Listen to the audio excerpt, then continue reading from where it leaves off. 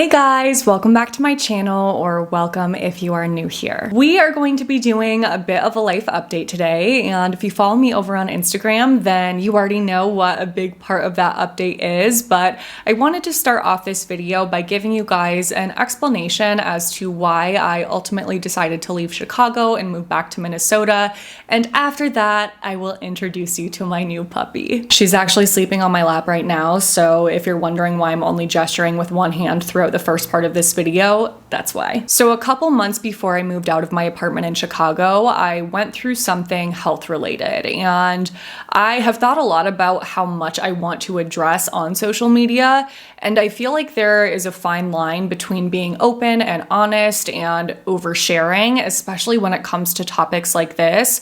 So I'm not gonna dive into the nitty-gritty details of that at this time, but I do feel comfortable letting you guys know that the situation that I went through was related to my health. And that situation definitely would have felt scary for me regardless of where I live, but the fact that I was so far from home and not near family while going to all of these doctor's appointments and then just going back to an apartment by myself for most of the week to sit around and wait and see what was going to happen made it feel 100 times scarier. And I think that's an experience that would make pretty much anybody feel at least a little bit anxious, but I actually have struggled with illness-related anxiety since college, so the anxiety that caused me was out of control. It honestly was unmanageable. And to clarify, in case you're not really familiar with illness anxiety, for me personally, it's not what most people think of as like being a hypochondriac, where you have a fear of germs or like the common cold or strep throat. None of those things bother me. For me, the anxiety has always been around an irrational fear of getting a terminal illness. And I don't know why I have illness anxiety. I don't know why it started in college. It kind of came out of nowhere, and I went through like a few really bad years with it.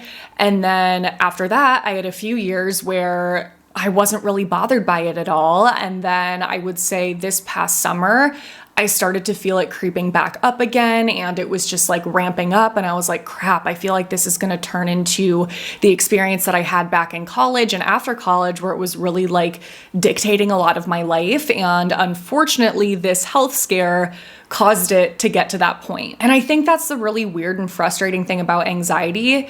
There's not always a specific reason or cause or explanation as to why certain things are giving you such irrational fears, but if you have anxiety, you know that just knowing logically that something is irrational doesn't make you feel better. And I'll probably talk more about my experience with anxiety, both like over time and then with this specific instance in a future video, because there were a lot of things that I did to help to cope, and I would love to share them with you guys for those of you that struggle, just to help anyone else out there, because it was honestly miserable. But I feel like that's way too much for this video, so I am just going to summarize by saying it honestly was probably the scariest thing I've ever gone through in my entire life. So even though I am healthy and I'm okay, going through that was definitely the final deciding factor for me in staying in Chicago versus moving back to Minnesota. It really just made me realize that in going through anything with my health, whether it be physical or mental or both, the most important thing for me is to be close to my family and as many people as I love as possible. And that whole experience just made it glaringly obvious that I was not getting those things that I need in Chicago, and it was no longer the right place for me. So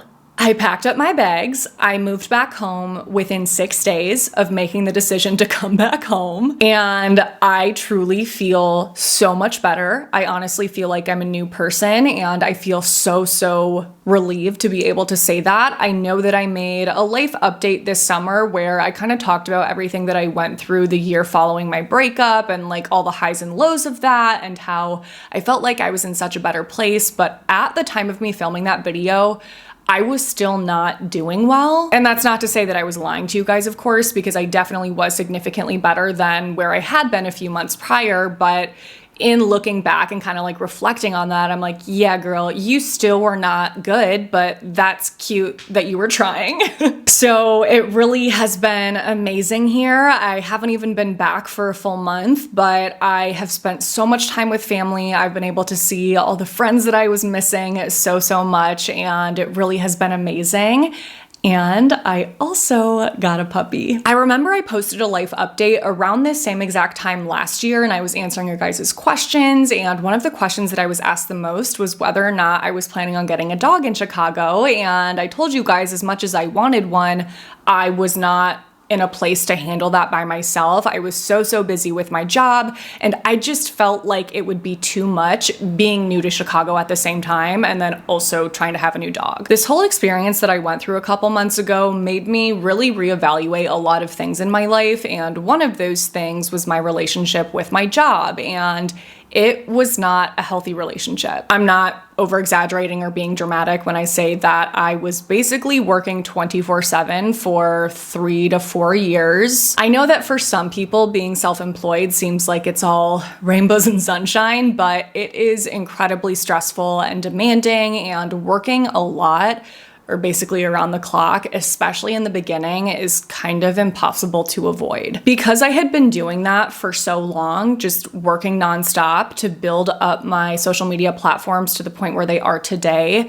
I feel like I just conditioned myself to do that and to think that I need to be working 24/7. Like, I was waking up at 6 a.m., immediately starting work with a cup of coffee, working all day, only taking breaks to work out or walk, and a lot of the times working while I worked out and or walked, because I would just do it on the treadmill and have my laptop on the treadmill, and then I would work really late at night and work all weekend. And I would really only take breaks to see friends whenever I could. My life truly revolved around this job, and while I love this job so much and am so grateful for it, that is obviously not healthy and not sustainable long term. And I was just incredibly burnt out, and I had gone through severe periods of burnout multiple times over those several years, but I never actually stopped. I always pushed through it. And again, that is not healthy and not sustainable. And it led me to dealing with chronic stress. And I personally feel like that is really what caused everything that I went through, both physically and mentally. So when I was still working like that around this time last year, I was like, absolutely not. There's no way that I can handle taking care of a dog by myself. I barely have time to take care of myself. I get stressed out trying to find time to go to the grocery store or make myself a meal. There's no way I could take care of an animal and be responsible for keeping an animal alive when I feel like I am barely keeping myself alive. But after taking a really close look at everything that I do for work and reorganizing my work week and looking at the things that I do that I realized actually just make life harder for me when it comes to work, I realized I definitely have time for a dog. I have time for it, and it's important for me to make time for things like that that are gonna bring me happiness and joy and so much love. And she really has. So last week, I got a new puppy. Oh, I don't wanna wake her up because she's being so sweet and cute, but obviously I'm gonna show her to you guys. I mean, you've seen her if you follow me on Instagram. Come here, Angel. Oh, I love you so much. Hi, baby. These lights are bright, so I'm gonna flip her around. Oh, are we so tie-tie? Let's go back down here and take a nap. She is a 3-month-old mini Cavapoo, and hi, Muffin. I am obsessed with her. Hi, baby. Oh my goodness, you're so sweet. I love you. Mommy loves you. Are you so good? Good girl, baby. And even though I knew she was going to bring me a ton of happiness, I, of course, was still nervous because no matter what, puppies will add some additional stress to your life because they're a lot of work, especially for one person. And some puppies end up just requiring so much more work than others because they have behavioral issues like aggression or they're really destructive. And I knew that going into it, but unfortunately, there's really no way to know that before you get the puppy and have them for a few days, because even if you meet a puppy in person, they may not be acting like their true selves. They could be really nervous and quiet because you're somebody that's strange to them. Like, you really just don't know what you're gonna get until you get it. Okay, you wanna go down? We'll go down.